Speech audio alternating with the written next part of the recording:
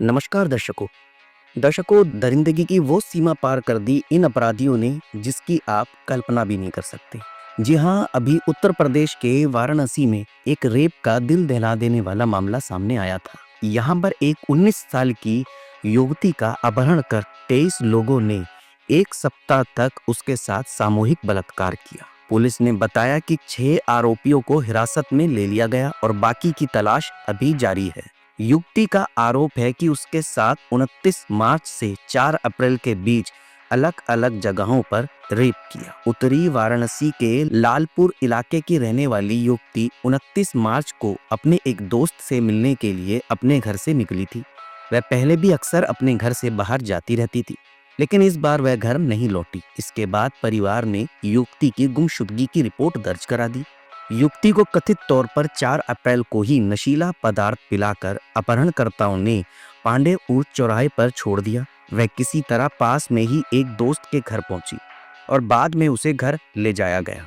उसके बाद उसने अपने पिता को इस घटना के बारे में बताया, जिन्होंने बाद में पुलिस में शिकायत दर्ज कराई। रिपोर्ट के अनुसार युवती के साथ हुक्का बार, होटल, लॉज और गेस्ट हाउस में रेप किया गया, जिसमें कई लोग शामिल थे। शिकायत में ये भी बताया गया है कि 22 लोगों ने उसके साथ बलात्कार किया। जानकारी के मुताबिक इस मामले में 23 आरोपियों में से 12 के नाम पता हैं और 11 लोग अज्ञात हैं। इस मामले में लड़की की मां ने तहरीर दी है। वहीं लड़की ने पुलिस को बताया कि अलग अलग जगहों पर उसे नशा कराया जाता था और वहां पर उसके साथ रेप किया जाता था। मामला दर्ज कर लिया गया है और पुलिस गिरफ्त में आए आरोपियों से पूछताछ कर रही है। गिरफ्त में आए कुछ लोग हुकुलगंज और लल्लापुरा इलाके के हैं और उन्हें उसी रात हिरासत में ले लिया गया था। स्थानीय पुलिस के वरिष्ठ अधिकारी चंद्रकांत मीना ने कहा कि शुरुआत में ना तो पीड़िता और ना ही उसके परिवार ने यौन उत्पीड़न की शिकायत दर्ज कराई। उन्होंने रिपोर्ट में कहा कि बलात्कार की शिकायत 6 अप्रैल को ही दर्ज कराई गई थी। इसके अलावा दर्शकों, पुलिस ने भारतीय न्याय संहिता की संबंधित धाराओं के तहत 12 नामजद और 11 अज्ञात लोगों के खिलाफ मामला दर्ज किया।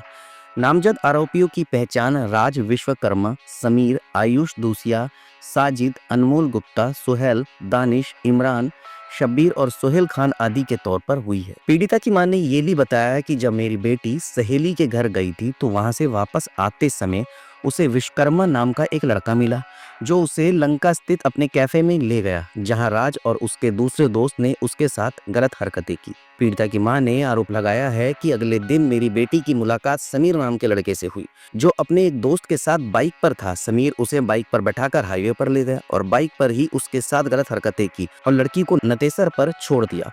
अगले दिन 31 मार्च को आयुष नाम का लड़का अपने 5 अन्य दोस्तों सोहेल, दानिश, अनमोल, साजिद और जहीर के साथ उसे सिंगरा स्थित कॉन्टिनेंटल कैफे ले गया और उसे नशीला पदार्थ पिलाकर बारी बारी से उसके साथ दुष्कर्म किया।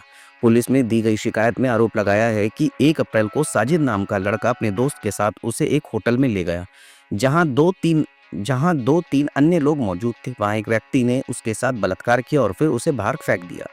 जब वह वहां से निकल रही थी तो रास्ते में उसे इमरान नाम का एक लड़का मिला, जिसने उसे नशीला पदार्थ पिलाकर एक होटल में उसके साथ बलात्कार किया। बाद में जब लड़की चिल्लाई तो उसने उसे होटल से बाहर छोड़ दिया। उसकी मां ने आरोप लगाया है कि 2 अप्रैल को राज खान कथित तौर पर उसे हुकुलगंज में अपने घर की छत पर ले गया, जहां उसने उसे नशीला पदार्थ पिलाकर उसके साथ बलात्कार करने की कोशिश की।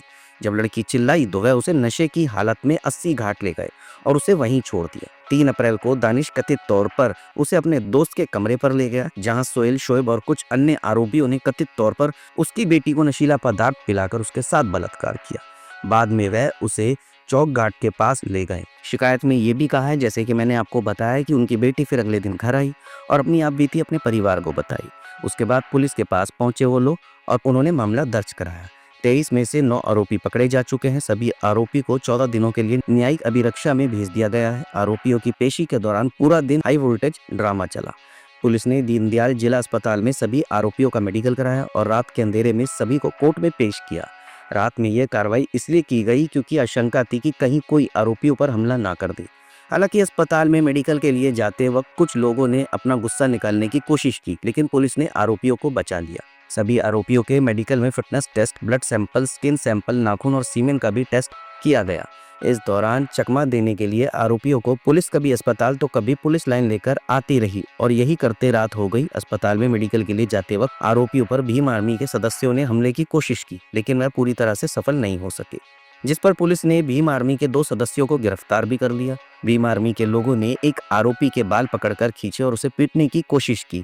इसके बाद पुलिस ने दोनों हमलावरों को गिरफ्तार कर लिया और लालपुर पांडे संबंधित थाने पूछताछ के लिए ले गई। आरोपियों का मेडिकल कराने के बाद और उनके सैंपल के साथ पुलिस सभी आरोपियों को रात के अंधेरे में कचहरी लेकर पहुंची, जिस पर कोर्ट ने सभी 9 आरोपियों को 14 दिनों के लिए न्यायिक अभिरक्षा जेल में भेज दिया।